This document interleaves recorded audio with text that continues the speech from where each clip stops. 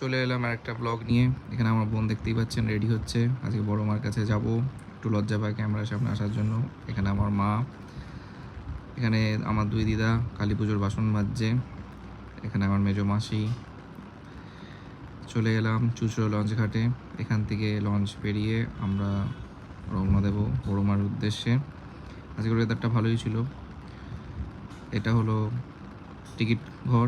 এখান থেকে টিকিট কেটে আমরা ভিডিও করতে করতে প্রকৃতির মনোরম পরিবেশ উপভোগ করতে করতে, জানি ভুলভাল বকছি, কিছু মাইন্ড করবেন না, এখানে আমার বোন ভিডিও করছে।